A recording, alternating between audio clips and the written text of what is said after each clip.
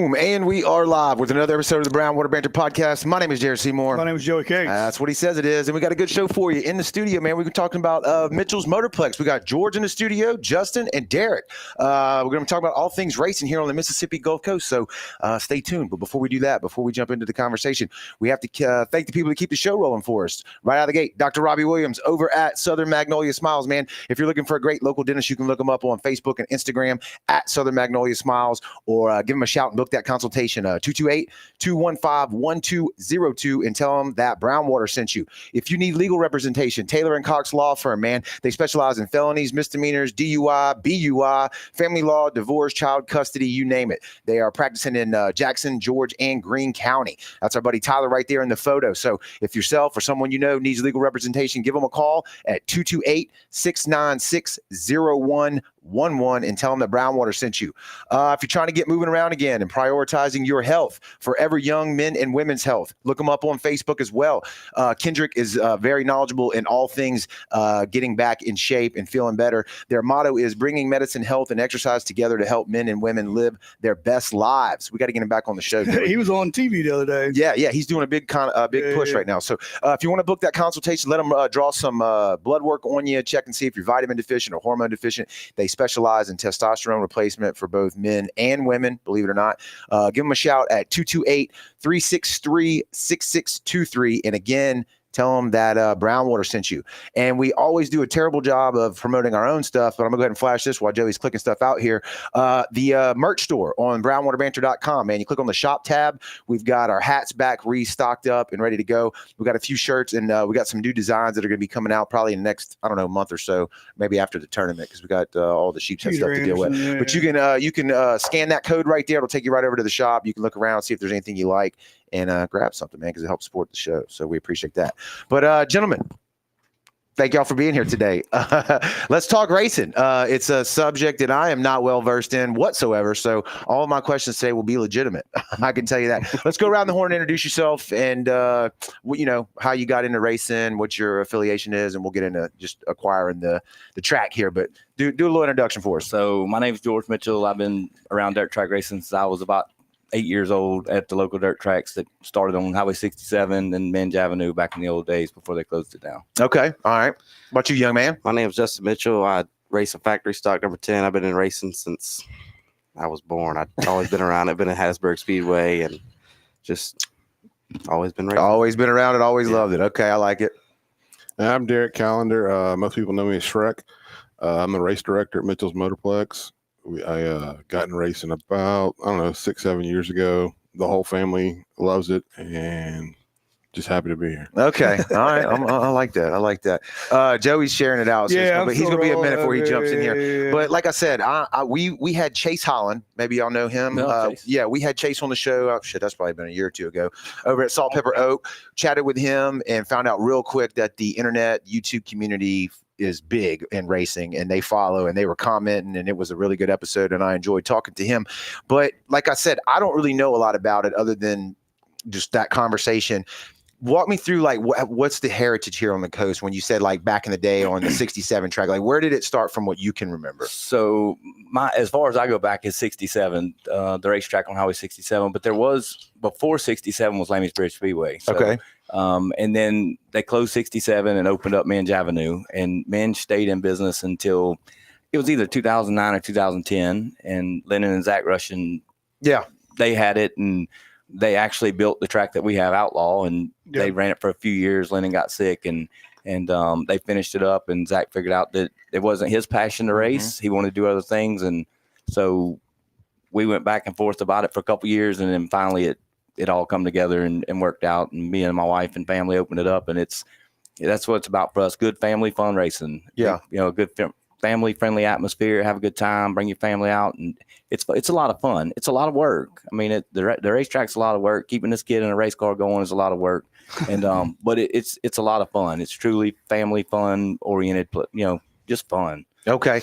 What you said 67 and men's, like, how did you get, was your parents into it? Like, what sucked you into that world? So my racing started with Benny Spicer, old man Benny. When I was a kid, I had went one time and they were in the pits. I got to go in the pits and meet them. And then I seen them at Texaco. go back a little bit in y'all's memory. Now it's Kangaroo, but Texas. Mhm. Yeah. And he asked me why I didn't come back. And I was a kid. I said, well, I didn't have anybody to go with. And he said, I'll be at your house 7 o'clock Saturday morning, pick you up to go racing. And I was like, okay. And so he showed up, and I was with my mom. So my dad didn't have a clue, and he's beating on the door. And my dad come to the door. He's like, yeah. He's like, I'm here to take George racing with us. And he's like, huh? Who are you? Yeah, who are you? What are you doing? So he introduced himself, and he's a staple in this community, or was a staple in this community for many, many years. And so I went with him, and it started from there. And I've been doing it ever since. I've drove a few cars, and I've owned many, many cars that other people have drove for me over the years. And so to get dirt track racing back down here after Zach closed up was very important, because just taking the kids, the kids, whether they're into the racing or into the playing in the dirt, right? It's just a good family. I mean, it's amazing. And that's some of my greatest childhood memories are at the dirt track. Mm-hmm. And so that's one of the big reasons I wanted to push to get it back. So, And the people around here, they live and breathe it. Once you get into dirt track racing, it's like fishing. Like it's a culture thing. You got to keep rolling with it. Yeah, hell yeah. Yeah. How did you start? Obviously, the old man probably pulled you into it. I'm sure. Yeah. So we bought a race car. He bought a race car. How long ago was that? November. And so he was like, I'm going to Speaking of spending money, right? Yeah. He was like, I'm going to race it. And I was like, Dad, I kind of want to race it. I want to get into it. You're getting up in age, and here he goes. Old man calling him an old man. And I was like, let me give it a shot, And so How old were you at that time? 15. I was 15, and I started racing this season. So I was like, Dad, let me do it. I just wanted to give it a shot. You're like, it looks too cool, man. I gotta check this out. Yeah. Okay. Yeah. So where did you? I mean, had you raced go-karts before? Like anything at all? Race a bike? Nothing. Straight to the pits. Straight to the pits. Yeah. Hell yeah. Nothing. Oh, my wife freaked out when we bought it, when we told her that he was going to drive. As she should have. You got to rent a racetrack for him to race on. He's got to get practice. I said, I never got practice. First time I drove a car, we drug it to Minge Avenue, and I was like, I have no idea what I'm doing. I'm scared to death. And I was like, can I hot lap? And they said, absolutely, with everybody. Pull out on the racetrack with everyone. I was like, no, I mean, like by myself. Yeah. And they were like, no, trial by fire. Yeah, just try it. What's the worst thing that can happen? You flip or something? It'd be all right. You're like, that would be pretty bad. Yeah. Actually, that is the worst. That is what I was thinking. And that's the way it works. I mean, there's which we hold a practice day, at the beginning of every season or something, so people can come out and test and tune. But other than that, if you went and bought a race car today and come race with us this Saturday night, it would be welcome. Baptism by fire at the racetrack. So. Yeah, we already got a comment coming in that said all jacked up track. So you have another business locally that people may know you from as well, right? Yeah, I own All Jacked Up on Tucker Road, and we do good there. So it's helping support the track, because they say if you want to be a millionaire in dirt track racing, you got to start as a billionaire. So I heard that. Kind of. No doubt. There's a lot of different industries and hobbies that applies to. The funny thing about the track, I had met with Zach. We have talked back and forth for, like I said, 2 years about it, and I didn't even tell Jamie, my wife, that I bought it. Like, I posted the keys on Facebook, and everybody's like, is this an April Fool's joke? And I'm like, it's July, but no. And so I come home and I threw the keys to Jamie, and she's like, what is this for? I said, I bought that track from Zach. And she's like, oh my God. Yeah. And I was like, it's fixing to be fun. It's going to be a lot of work, but it's going to be fun. And she's been all over it. She's all about it. She's all about it. I mean, everything we need, from going to get groceries to, fill the concession, whatever. She's there. So smart move getting your kid involved, because it's hard for the wife to say no when the kid. She can tell you. She can tell you. That's right. That's right. Well, that was my sales. That was pitch. a power play. I like that. That was my sales pitch. Like, just don't have a place to race. Like, locally, we've been going to Loxley, Deep South Speedway in Loxley, Alabama, is where the only place he's raced outside of our place. And so I was like, we'll have a place locally, where he can go. We don't have to drive all night to get there. And and he may get to practice, And we got the keys to it. That's a smart move for all you young men out there, newly married. Write that down. That's how you play that. So when you got that car and you started driving it, that was before you got the track? Yeah. Okay. So his first race was at Deep South, May the 4th of this year. Is the first time he ever drove. Okay. So, and we got the keys to the track. I think July the 11th was the actual date we got the keys to it. So damn. Shrek, you're the actual. What's your position out there? A race director. Yeah. So walk us through these cars. Like, if I wanted to go buy a car, is there different classes? Can I just go buy a truck and put it out there? Walk us through that. No, we're currently running 7 classes out there right now. We're running Crate Racing USA. We have the 604 late models. We're racing street stocks, which is also crate racing pure stock and factory stock, modifieds, stingers, and hot Can you break shots. that down for us a little bit for the non-racing folks? I'm going to do that a little bit. All right, okay. Like pure and factory stock is similar. If any of y'all remember like the old G body Monte Carlos, Mm-hmm. you know what I'm talking about? Yeah. It's basically that chassis. Okay. Pure stock has a little bit more limitations on what they can do to the car versus the factory stock. The hot shots and stingers are a front wheel drive car. Stingers are basically a stock front wheel drive that's been gutted with a cage, all the safety equipment. Right. No motor tuning, stuff like that. I mean, very minimal. Okay. Hot shots, sky's the limit. They follow a SCRDA, Sport Compact Dirt Racing Association, their rules, and they let them build those motors. I mean, you got 4-cylinder motors turning 250, 300 horsepower. Yeah. Dang. Kamikazes. So they sound like pissed off soul machines going around there. Yeah. You actually, I don't mean to cut you off, but your wife actually raced. Yeah, Is that that's correct. when we talking about Zach and them buying the track up there and building Outlaw. I'd gotten wind that this track was opening, and we went to the very first race they had up there. I'd never seen a dirt track my entire life. My wife grew up kind of doing a little bit of illegal street racing. Yeah, but So allegedly. Allegedly. I think statute of limitations is on. We went up there, and like after the first race, they had that stinger class in there, and I looked at those cars, and I went down in the pits and looked at one. I'm like, I can build this. Mm-hmm. And we went to they had 3 races. It's kind of like when George got the keys this year. We're running on a short season because the season normally starts like March, April, and runs through October. So we're only running August through October this year.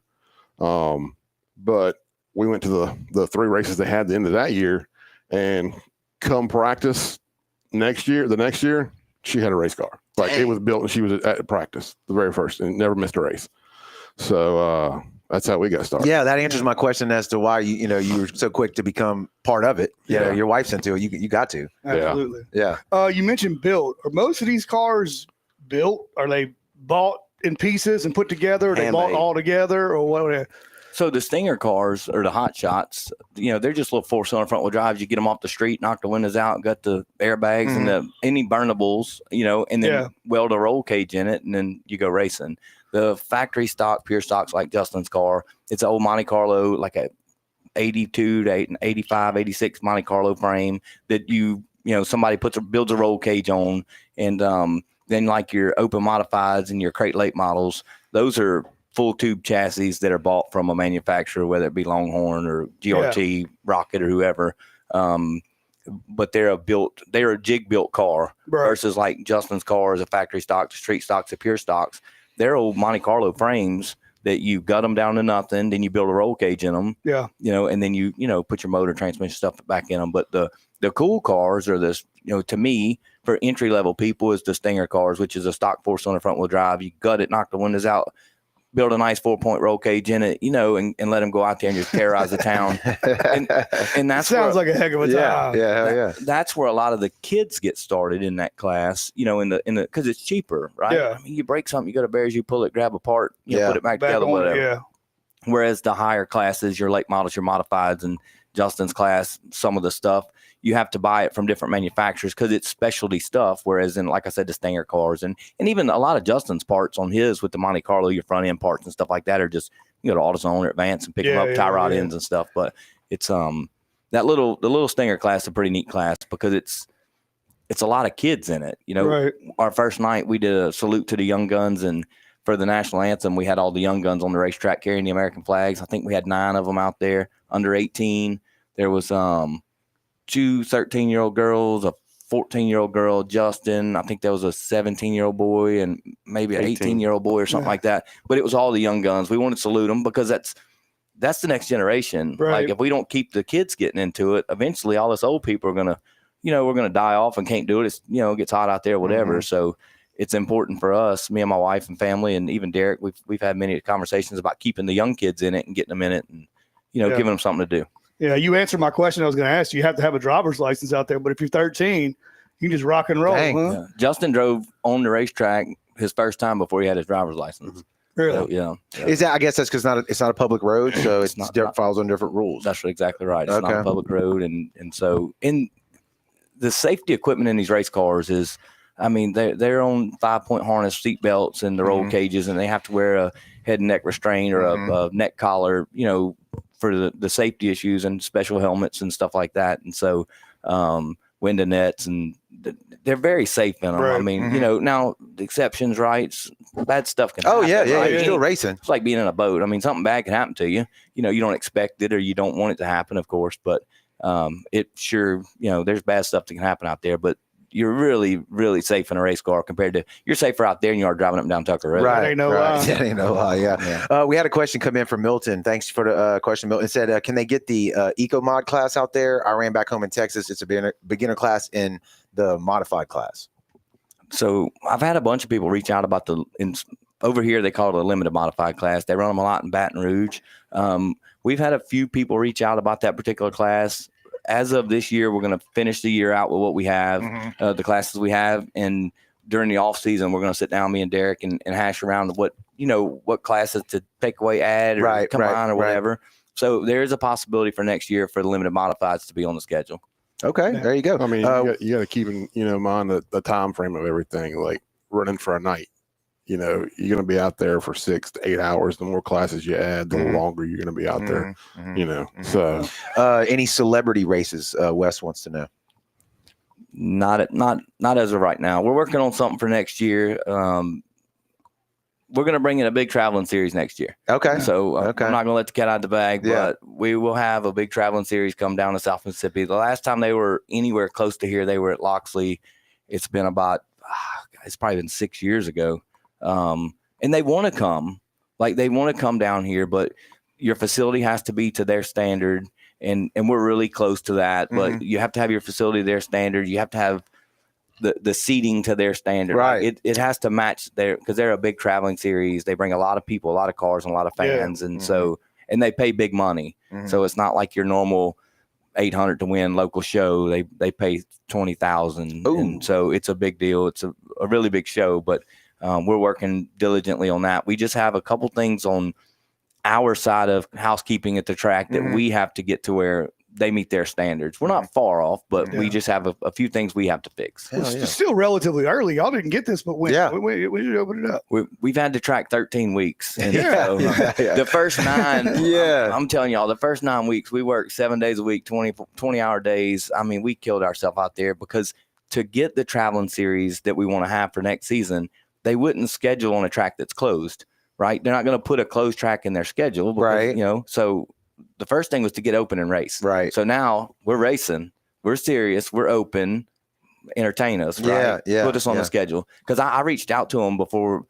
We were going to try and open the season, but I really wasn't going to work that hard to try it. I was just going to do it. And then when they were like, well, we won't even entertain a closed racetrack. You have to be racing. So I was like, dang, go. Light the fire. Exactly. Game on. Yeah. And the only request that my wife had through all the stuff we've done out there, which was amazing to me, was she's like, I don't care what you do out there as long as you put air conditions in the bathroom. So the first order of business is air conditioned bathroom. Yes, ma'am. Yeah. Look, we can do whatever we want now. So from the moment you got the keys though, and I guess once you figured, like you said, like goal, like, okay, now I got a goal to shoot for. Where do you start? Like what needed to be done? How long had it been sitting vacant? Like what is, the track was walk vacant. us through that. Yeah, it was vacant for 3 years. Okay. And so right there. The track was washed. The grass was 4 foot tall. All the roads were washed. The banking around the outside the racetrack on the outside the fence was completely washed. And it was like, I give you a number. In 7 weeks, just in working out there, I spent $9,000 on diesel.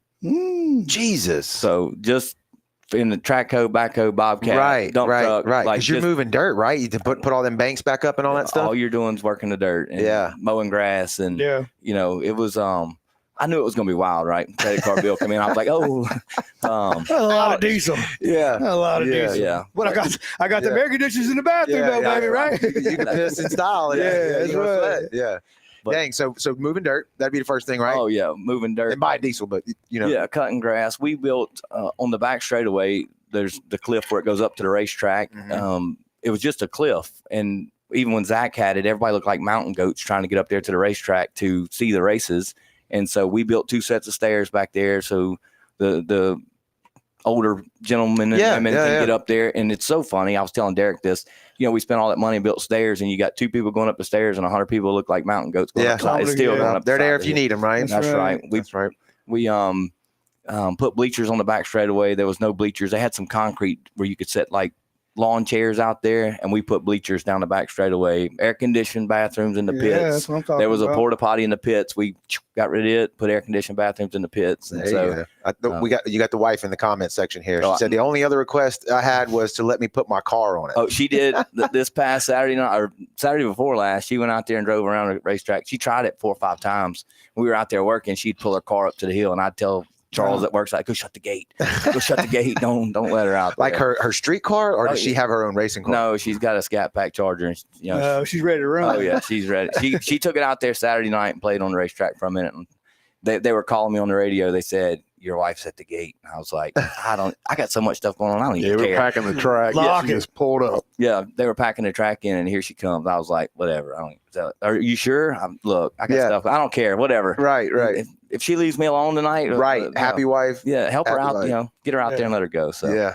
So how does it work for like the business side of it for you? I mean, obviously you got people coming in. You sell tickets to get out there. You got concession stands. What does that look like? Right. So we have. You pay your general admission tickets that are $15, $13s for seniors, fire, military, police, first responders, and then kids are $10, and then I think 7 and under is free. On the pit side of it, it's $35 for a pit pass, $20 for a kid pit pass, and then I think it's 5 and under is free. We have a full concession stand on both sides, and we have a secret weapon, right? We got the Butcher on Tucker truck comes out. Nice. The food truck's out there from the Butcher on Tucker. Jack and them are amazing friends of mine, and so that's something we come up with from the start. We were always going to let Jack come out there, so they set up out there, and their menu changes week to week. We sell racetrack food, right? Hamburgers, hot dogs, nachos, Pepsi products, and so they got fancy with theirs. I saw the menu; it was all kinds of stuff. Oh yeah, crazy. They had pulled pork Sundays, and they had all kind of stuff. It was wild, but Jack and them, they're going to do it. They're going to do it all the way. They're going to bring good food, so. You don't have to settle for a racetrack hamburger. There's always elegant butcher shop food out there, as well. Sure. So. What about on the drink side? So we don't sell alcohol out there at all. Okay. We sell Pepsi products, and we don't. You can bring a cooler in the beer. You can bring a beer cooler in the grandstand side. It's $25. I don't care if it's a 6 ice chest that holds 6 beer or one big enough for 100 cases of beer. We don't sell it. We don't regulate it. Right. That was one of the big things. When we were opening, everybody, talking about opening, everybody's blowing us up about beer. And I don't drink, so I don't care about it really personally. Yeah. But I understand people do, and dirt track racing and drinking go hand in hand. So, my first phone call was to the insurance company, and I said, give me your advice, right? Because if I sell alcohol, the insurance goes up. I gotta have paid bartenders, trained bartenders, and all this kind of stuff. Security, I'm sure. Right. Yeah. And he said, my opinion, sell armbands for the coolers, don't sell beer. Let them bring it, whatever. And so that's what we do. It's $25. Like I said, I don't care if you bring one with a little 6-pack or if you and 6 people have to carry it in there. Right. I don't care. That sounds like a win, though, right? I've seen them 120 quart ice chest. I bet. Yeah.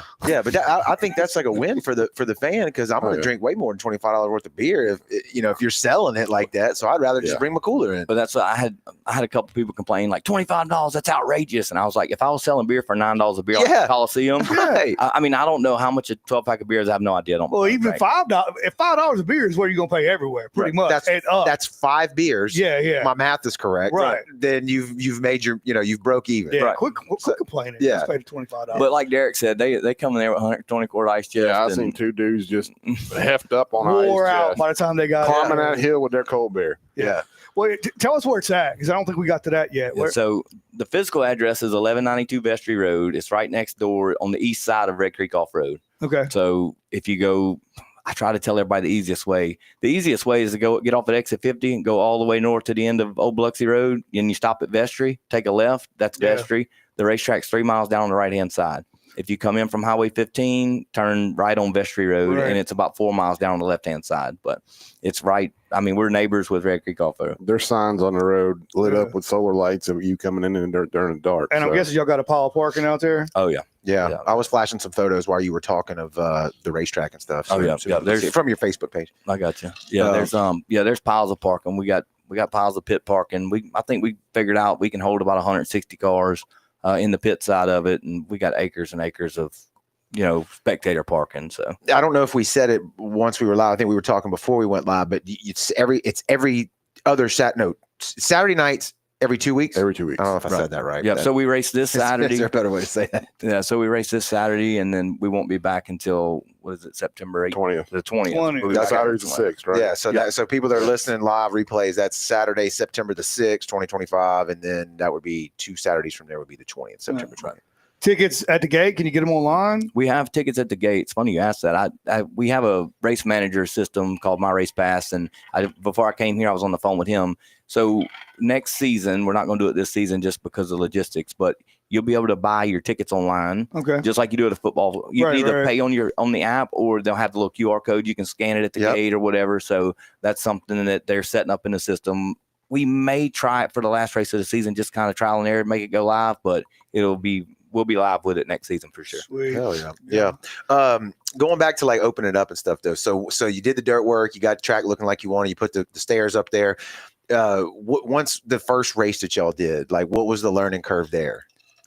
The first night I was going, I've been around racing my whole life. I've never owned a dirt track. I've never run a dirt track, but I've raced cars my whole life. So for me, I understand dirt track, but like running around crazy trying to get the concession stand needs 1s, 85s. This needs to happen. So I'm going wide open. You're a firefighter, right? I'm exactly putting out fires all night long. And so Justin, he's not going on a racetrack unless I buckle him in his car. It's just the way it is. I mean, it's been like that since his first race, and that's the daddy thing to do. And so Jamie called me on the phone. She's like, "Justin's his turn to go out. I need you to come over here." So I jumped my side by side, run over there and buckle him in. And at that point was the first time that I stopped and just took a breather. And I looked around and I was like, holy cow, at the amount of people out here. It never registered because, everybody's, hey, George, I'm driving by them, but I'm on a mission, right? Tunnel vision. Yeah. Right. And so at that point was the first time that I actually stopped and looked around and I was like,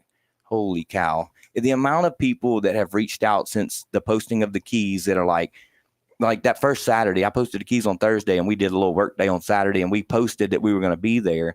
And the amount of people that pulled up with weed eaters and lawnmowers and like, what do you need us to do? We're here to help. We'll do whatever you need us to do. It was crazy because dirt track racing in South Mississippi for many, many, many years. I looked it up. There was a dirt track on the beach in the 50s.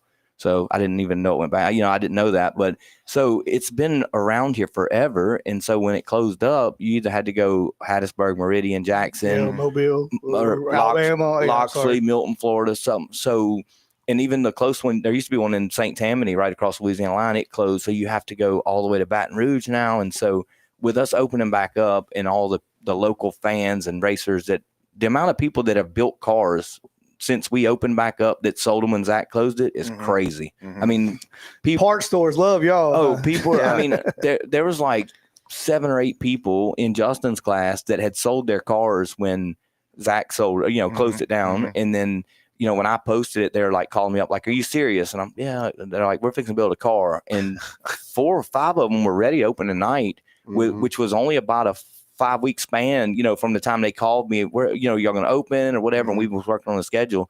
And so in that 4 or 5 week span, there was 4 or 5 people that built cars and raced with us the first night. And they was ready to go. And they're not free to build. No, I know. No. Ain't nothing cheap. No more. No hobbies are. Going back to like, so that was your experience as the owner, operator, putting out all the fires, dealing with all that stuff. But like Derek, for you, tell me the official title again. Race director. Race director. So what, walk me through from the moment you step on the scene on a race night to what you're looking at, what you're managing, and the cats that you're herding. Right? Isn't that a good way to put it? Yeah. I mean, I got friends and family that show up at the racetrack and they're like, "Where you been all night?" Exactly. I'm working. I'm in the tower. Yeah. Basically, you come out, we have our drivers meeting pre-race. All the drivers come in because generally we have some drivers who are visiting who've never been there before. So we kind of give them a layout of the track rules, because each track has their own different rules, their own little peculiar, oddities. Then once the drivers meeting breaks, we go into our hot laps, which is basically the cars get out on the track, run around, just kind of test everything. Okay. Come off the track, and then generally we'll have one of the classes qualifying. They'll run out there and do their qualifications. Then we'll start our heat races. And that's where your individual classes start racing for position in the feature race. Okay. So like if you got enough cars, we'll break, say if we got 20 factory stocks, we might break it up 10 car heat races. Yeah. So, the winner of heat 1 is going to start inside first row. The winner of heat 2 is going to start outside first row. And they just stack back, going back like that. Right. And that's the money races at the end. The right? feature, yeah. You can get a picture of the heat race, I guess, but that's all you're getting. Yeah. And then you got the features, and we're trying to get out there by midnight. Yeah. Yeah. I just in the little bit of racing we did, I spent many nights, 2, 3, 4 o'clock in the morning. That ain't a good one. By the time you get, done racing, go to payout, get your car loaded back up. It's the next day, and you slap out. Well, yeah, and you're almost watching the sun come up. Right. So I did that last week. That ain't fun. He said he don't even drink. Yeah. That was work. The problem is, it's not the problem, but Derek's job is the race director. He runs the show. His job is from the green flag to the end, and that's his job, to make any call on the track a caution, or somebody getting black flag for rough driving or whatever. That's his call. That's what he does. And so, and look, he's never done it before, and this will be his third time. And the first night, we didn't even have a hiccup. I mean, we made a bad call or whatever, and I called the driver and apologized on Monday. But look, I told him in the first drivers meeting, I said, listen, we're going to screw something up tonight. It may be a bad call. We may run out of ketchup. We may run out of toilet paper. I don't know. we ran out of mayonnaise last week. That's okay. Something's going to happen, but we're going to critique it down and figure out how to be better next time. And so, but Derek's job, he has the hardest job out there. He has to, dirt track racers are very passionate about what they do, and so that's a good way to put it. He has to deal with that in and out. I bet you hear that all the time. And I'll listen. Somewhat. I'll listen. Yeah. Because not only do I want to listen to what they're saying, is it a learning point for me, or is it a learning point for them? Right. Was there something you had to read up on? Is there a manual? Like how do you step into that? No, I mean, I honestly, when George tagged me to do this, I started researching. Not so much researching is when like we were racing, and I pretty much see what was going on. Right. But I would start watching races with accidents or stuff in them, and playing through my head, how would I call this? How would I do this? Okay. Just trying to just pre-gaming. Yeah. Are the rules pretty much the same at every course? They got different rules. You said something about maybe some different rules. And what do you mean? Like, I don't know. You said you went over the rules, right? When y'all started. Oh yeah. Like we got certain areas that the only race cars are allowed in. Right. We've got certain spots on the track for what they call a hot pit. Like you'll have say if Justin's out there and it's a feature race, and he wants to have somebody out on the infield with a tire and an impact and a jack in case he gets a tire in the middle of the race. Right. You tell him where the hot pit is. Yeah. Okay. And that usually changes different courses, different places. Well, different tracks. Yeah. Some of them will hot pit outside the track. Some of them will do it inside the track. Some of them will let you exit a track under a green flag. Like our track, when you exit the racetrack, you actually come back through turn 4 like you're going back to the checker flag, and go through the infield and go back out through turn 3 off the track, instead of just turning off in turn 3. Yeah. Mm-hmm. What? So you mentioned did you say a black flag if you're getting too rough? Oh yeah, that was one of my questions, because what's the rules there, like as far as Rubbin's racing? Well, I mean, what's that? It's most definitely a judgment call on rough driving, and of course, first time you get a warning with the black flag pointed at you, and then if you don't settle it down or you don't stop, then you get a then of course you'll get the black flag, and it's that means you're getting parked for the night. Now that decision comes from A, the race director, and B, the flagman. So the flagman has that power in the flag stand, and so that's that falls on Derek. Derek's got a big job. There's no doubt about it. His job's way harder than mine. Well, that's one thing. You're talking about growing pains. We're all getting together before the race this Saturday, getting there early and having some meetings, going over stuff that we saw in the past that we could do better. Things we could change.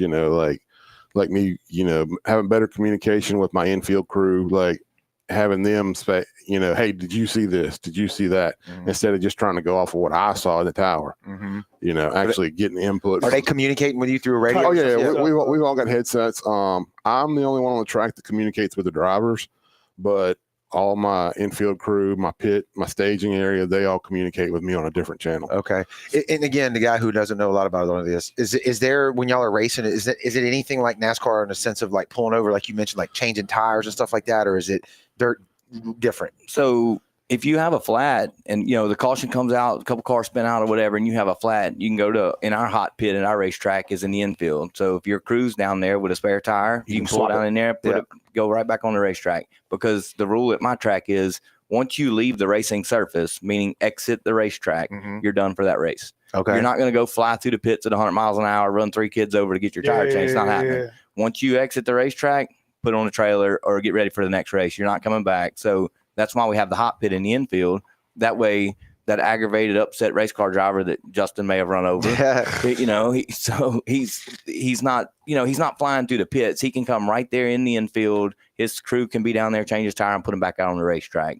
And so that's what I was saying. Derek has the hardest job because no matter what the call is, right, wrong, or indifferent, one's happy, one's mad. Right. Yeah. If you're an umpire or a referee at that point. Same deal, right? So he has the hard job because he makes a call, and then, after the race is over, it's, somebody's up there complaining or whatever. Yeah, always. So, it don't matter what you do. Yep, you're right. It don't matter what you do. Well, we got the race manager. We got the CEO manager. Talk us through the actual first night as a racer. There you go. The first night, I don't even know where to start. I was so nervous. Like at the house, waking up, I was like, I'm really going to drive a race car tonight. Yeah. And just buckling in like every night. But before you pull on the racetrack, it's just like you just have the butterfly. You have a butterfly effect. Adrenaline. And so once you first get on that racetrack, everything goes away. You're just blank minded. You have to concentrate on so many little things that you're working on a race car. It's unbelievable what people like. I don't know. It's crazy. And the first night I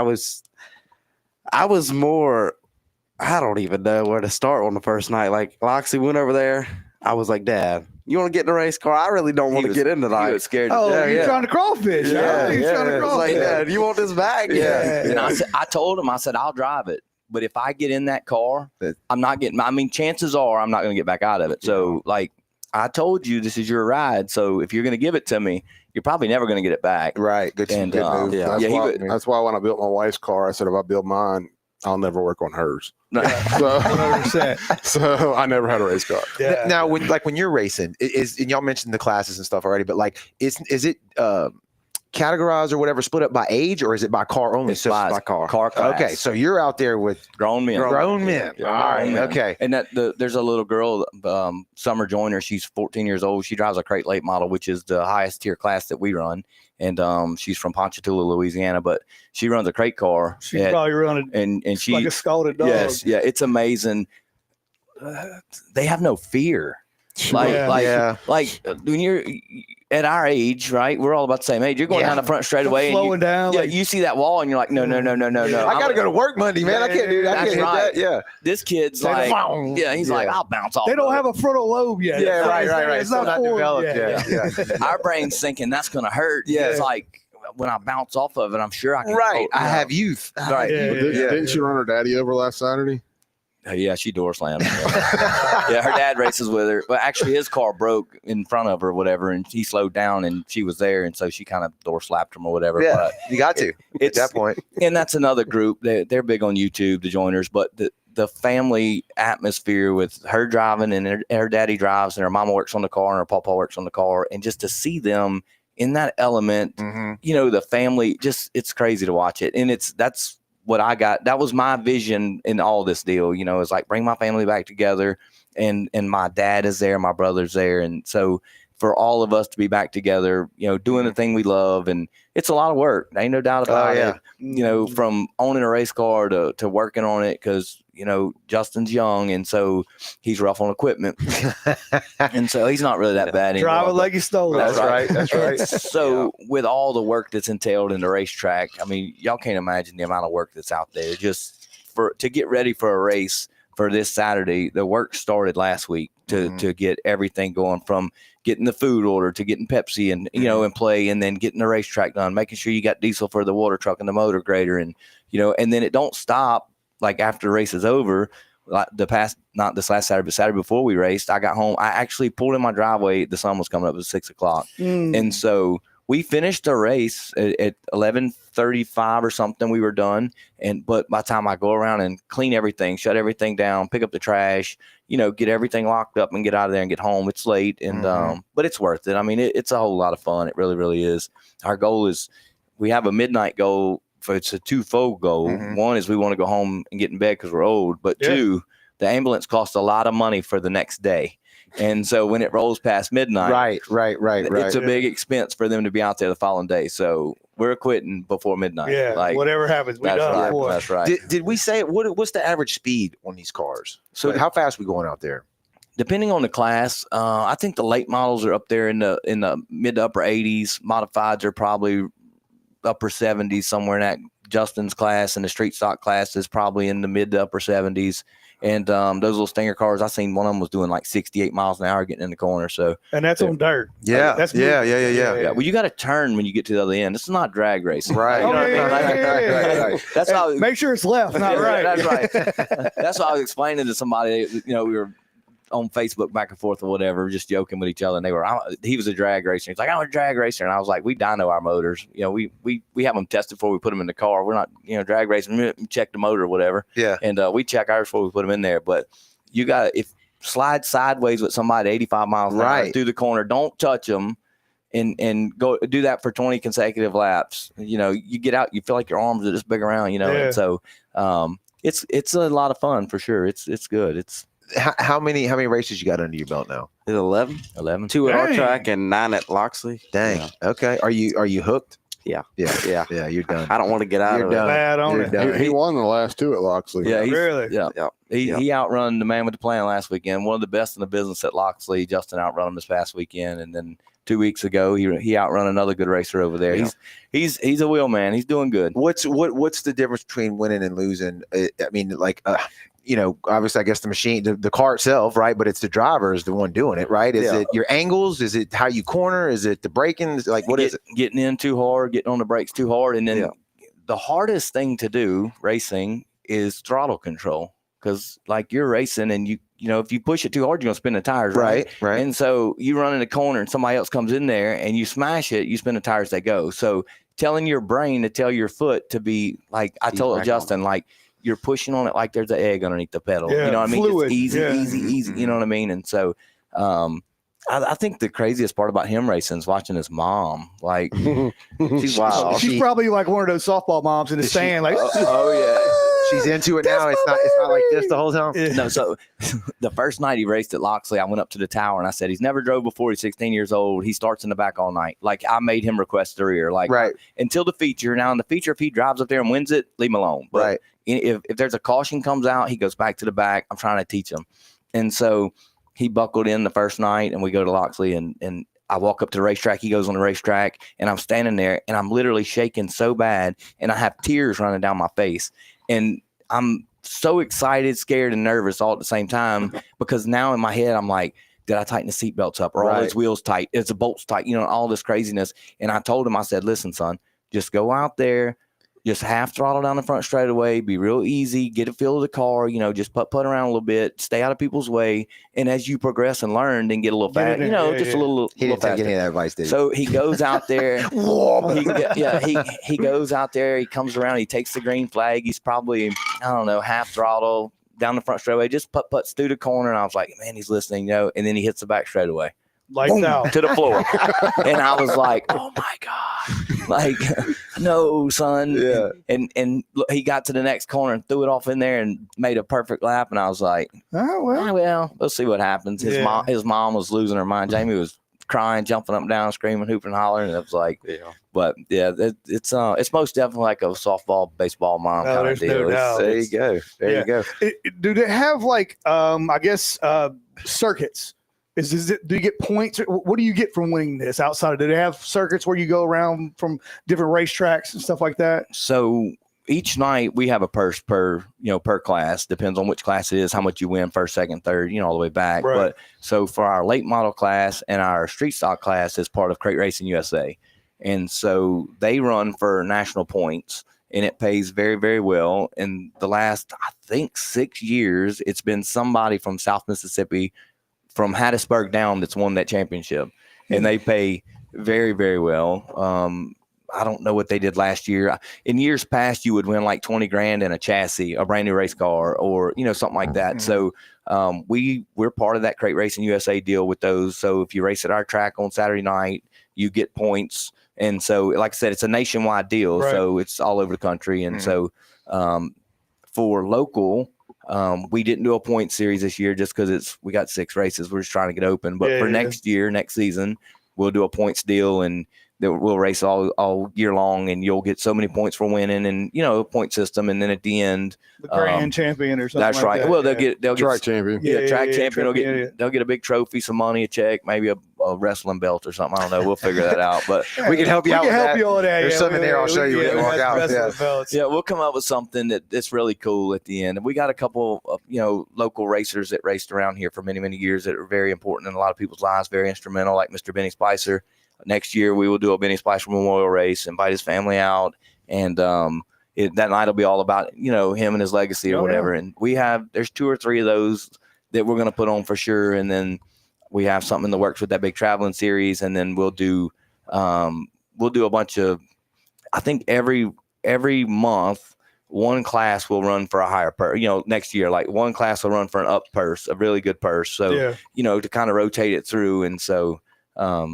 Because it costs money to run these cars. It's not cheap, but it's no, like you said, it's no different from boating, fishing. It's anything you like doing. Is you're gonna burn some money. yeah, for sure. What's the turnout been like with the community? You mentioned like when y'all got it up and running, you had people showing up wanting to help get the track ready. But what's the turnout been on the races? Oh, the first night was nuts. Like it was. I think we had so. What did you say? It was 1,700 minus the kids? Yeah, we had about 1,700 people. That's a lot of people. And then of course kids get in free, so. We didn't have a computer system set up to tally the kids. So we figured it was probably about 2,000 people, somewhere around there. That's good. What do you think that place will hold? Slam packed. We could probably hold close to 3,500, I believe, somewhere around there. We got. You bring your lawn chair and you hold more. Yeah, sit wherever you want. Huh? There's so much room around that racetrack. It's so big, and the bleachers are humongous, but so many people bring their lawn chairs and sit, right there in the grass or whatever around, because you can sit all the way through turn 1 and 2 and all the way down the back straightaway. You can sit in a lawn chair and be comfortable. The old bleachers, the bleachers that are there come from Long Beach High School, the aluminum football bleachers, so you know how comfortable they are. But most people bring their lawn chairs and chill out around the, just sit in the grassy area. The videos I saw, it's cars come around, dirt's flying, you can smell, you get the whole 9 yards on those curves. If you sit in the corner, you're most definitely. I seen somebody lock it interactive. It's interactive. I seen it's 4 or 5D. What was that? Yeah. I seen an old lady the other night at Locks. I'd never seen this. She had a clear umbrella, and when the cars are coming, she's like holding it up, and the umbrella's like this, and all the dirt's flying everywhere. And then when they go by, she put her little umbrella down and watch, and then she picked it back up. She's been there once a bunch of times. My pharmacist the other day, I was in there, and he's really. Gung ho about this track being back open. He said, you remember that COVID mask we used to wear? It had the big old clear plastic shields. He said, I was riding around with a box of them in the back of my truck one day, and I got to thinking. He said, I'm gonna wear that to the dirt track. There you go. And he said it works perfect. I can put it over my glasses. He said I don't get dirt in my face. Yeah. Y'all could put like logos and stuff all over, man. Make a whole thing. I think that marketing genius right there. Absolutely. That's killer. I'm good. I'm glad to hear the turnout's good, man. Yeah. So that's killer. Yeah, it's been wild. But like I said, the amount of people that reached out. Well, first, everybody thought it was a joke because everybody's been wanting this track to come back for years. Like there used to be a group on Facebook that was Outlaw Speedway Resurrection or something. Somebody bring it back to life and all this. And so, like I said, when I posted the keys, and it took people about 2 or 3 days to realize that we were serious. And then after that, the phone calls, I mean, I had people from up around Hattiesburg that own construction companies that would call and say, what do you need? You need a bulldozer, a backhoe? I'll bring it to you and drop it off. Call me when it's ready. Right. And, do you need us to come help cut the grass? And that first Saturday, we had 15 people I didn't even know walking around with weed eaters. And I was like, dang, these people are ready to get back to it. And that was one of the, you a hometown hero now. That's right. It was, we were somebody's going to get a tattoo of it. We were pushing to get it open. It was, like I said, it was a lot of work. It was hot, and man, I've lost 40 pounds out there. I mean, like that somebody was not, I guess after our first event, somebody made a comment or a suggestion to move the payout and registration. It was way over here on this side, and the pits, of course, is on this side of the racetrack. And they were like, it's just such a long walk for the older people to go register and get paid and move it over, this other building. And I thought about it, and I think I called Derek and talked to him about it a little bit. And I said, I'm going to move it, and try it. We'll try it and see what happens. And it's like I told the guy, I said, nobody has more footsteps around that racetrack than me right now. Right. I promise you. In the last 9 weeks, I walked around. I didn't bring a side by side or four wheeler. I walked everywhere I went up there. So I can assure you, I know how many steps it is from payout to the gate. So we'll make a change and make a move, and it worked. It worked out great. So. That's awesome, man. I dropped the link to your Facebook page in the comments so people can click there, and we'll have it linked on all the audio stuff. But like, is that where you're going to be most active? People want to follow what y'all are doing and follow the races and stuff like that? Yeah, we post everything on Facebook and the schedule, and of course, if you go to the website mitchellmotorplex.com, there's a cell phone number on there. You can call me. I've had that same cell phone number since I was 16 years old. Most people already have it, and I'll answer and talk to you about any of it, whether it's rules or a bad call that happened last Saturday night. I'm good with it. I'm good with all of it. So, or some old lady just calls you out of the blue. It don't matter. Just to talk about. Yeah, just talk about it. It's the community. The community has been wanting this for a long time, and it's the support that's been around here, and the local businesses that have stepped up and helped sponsor the racetrack. That's what I was going to ask you. Did you do that? Is business can sponsor the racetrack? Yep. We sell signs for the infield. It's a 4x8 sign for the season. It's $500, and so we've put a pile of them up there, and then the amount of local businesses that have chipped in. We do a lot. I want to give back. So that's my heart, to give back. I've always been like that, and that's the way I am. So we give away bicycles. I go to Academy and buy 2 bicycles, and we give them away at intermission to the kids. I buy a boy's bike and a girl bike. And then we've had a couple companies donate a bunch of giveaway stuff. AutoZone gave us a bunch to give away during intermission, wash buckets. And then last week that was the first night. And then I think last week we gave away 5 or 6 $25 gift cards. Yeah. Some 50-50 tickets. Some racing shirts and stuff. I think like Rivers' little girl won the bike one night because he was telling somebody he won his bike. Chris Rivers. Oh yeah. Yeah. I was like, well, you can go up there and win a daggone bike, man. Yeah. Well, like last race, we had a boy and a girl's bike for the first night, and no little boys entered to win the bicycle. So there was hundreds of them there, but none of them put their name in the hat. So we had a boy's bicycle left over. So I got them out there in front of the front straightaway, and we rock paper scissors till we had a winner for the bicycle. There you go. And we'll make them run around the track or push-ups. Yeah. Who can do the most push-ups? All right, who can make it the longest? We're going to do a bicycle race for them this year. We're going to set up some cones on the front straightaway and do it by age group and let them, give away little trophies and stuff. It's tough though, because they got banking on that track. And, yeah. the kid on there. Yeah. Go to my personal Facebook page. There's a video of Derek. You'll see about the banking. Do y'all dabble into the go-kart world or no? I was going to ask that too. We've had that question asked a million times. We don't. There is a local dirt track, go-kart track in Hurley, and we could maybe do something in the infield with it later on, but right now we're just going to focus on the big scheme of things with the dirt track and getting it back going. But the go-karts, it would have to be an off race weekend for go-karts, right, because they have 8 or 10 classes, because they don't run kids and adults. So it's kids, clones, and then there's all different motors. This class, there's a bunch of classes. So there's no way you could run it all in the same weekend, right? At the same night. We push it with the 7 classes we have. We push it pretty hard to get done at a manageable time. Yeah, because we just went from 6 classes to 7. Yeah, right. So that adds another hour or two at least. Because you got to run. You give that class hot laps. You got to give them heat races and a feature. Yeah. So we, like I said, with 7 classes 2 weeks ago, we finished up. It was 11:40. I think we were done with the program. That's pretty reasonable on Saturday. What times everything kick off on a Saturday night? So the gates open. The pit gate opens at 4:00. The spectator gate opens at 5. Racing starts at 7. So you can, like I said, in the pits, 4:00. Come in, if you want to come into pit gate, you can buy a pit pass at either window also. So if you don't have a race car and you're not pulling a car and you just want to come up there and walk through the pits, you can go to the general admission gate, buy your pit pass, and come right into the pits, and see all the race cars and get autographs from the drivers and meet the drivers. And it's and I'm sure they're doing all kinds of work, hoods up, everything like that. Yeah, most definitely. You get to see the show. You get to see the action. That's one of the things when I was a kid, I loved being in the pits, because if at Justin's age, even without a car, if he was there just listening, watching, and learning the stuff you get to see, and the interactions. Some nights you don't want to see those interactions. Some of the drivers aren't busy. I mean, a kid come by and they'll see them staring at that car and like, you want to get in it? Yeah, he made that kid's night. Yeah, that kid's coming back. Yeah, for sure. Got him hooked. Well, gentlemen, thank y'all for stopping by. I know you got a lot going on. Y'all got a lot going on with the track, getting it running and racing and everything. It sounds like the community is enjoying what y'all are doing and wanting it back. So that's always cool. Like I said, I dropped the Facebook page in the comments, so it's there. Go check it out. Is there anything else we didn't touch on you want to let people know about before we wrap it up? Yeah. We're gonna have more giveaways this coming race this Saturday. We're gonna have boy and girls bike, right? Yep.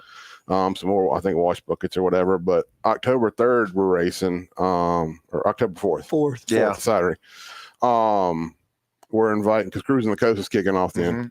We're inviting classic cars. We're going to have an area roped off in the parking lot just for classic cars. Yeah. And if they want to, during our intermission time, we're going to allow them to come out on the actual dirt track and do a couple parade laps in front of the fans. Oh, that'd be awesome. That'd be cool. And then the following race, October 18th, we're going to do trick or treating for the kids on the track. That'd be really so cool. We're gonna bring the drivers out on the track, and have the drivers handing out candy to the kids. Little early trick or treating thing. Awesome. Yeah, we wanted to do that because a lot of the kids that just go in the grandstands, they never get to get close to a car, right? Right. The cars are in the pits. They see them on the racetrack. So we're going to park them on the front straightaway, and all the drivers will have candy to hand out to the kids. And it'll just be something cool. Let them get some dirt on their shoes. That's right. Let them see what it's all about. It's that's the next generation of dirt track racing. There you go. Are y'all still taking sponsors at the time? Oh, yeah. Yeah. You can reach out to us, like I said, on Facebook, or my cell phone number's on the website. You can call me or get with me on it. Takes about a week to get a sign made. So if you do it, it takes about a week to get a sign made for you. And we also do we do 50-50 ticket. We sell 50-50 tickets out there. And so if you buy a 50-50 ticket, we do something a little different than most places. You win 50%, you get your half the pot, and a charity of your choice gets the other half. So whoever that charity is I think the first night it was the Wounded Warrior. No, it was something to do with, it was veterans, but it was an Alaska fishing thing. Yeah, I don't remember. But anyways, we give back. We don't Healing Towers. Was that what it was? That's what it was. Healing Towers.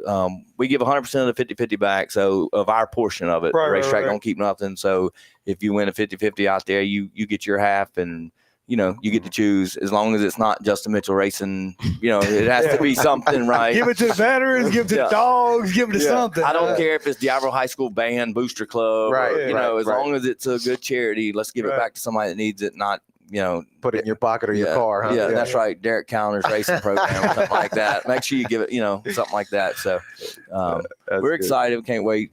This Saturday night, it's gonna be a good time. Heck yeah, man. Well, y'all go check them out. Mitchell's Motorplex, man. It's linked in the comments. Go check it out. Go support, man. They're doing good stuff for the community. Absolutely. And it sounds like a blast. We're coming. I just don't know which weekend. We're gonna be out there. We're gonna come check it out. But thanks everybody for tuning in on the lives, replays, and everything. Make sure you download the Brownwater Banter app. Stay connected to all of our stuff in there. Cut that algorithm out. All of our shows are in there. The audio episodes, our merch. You can buy it all.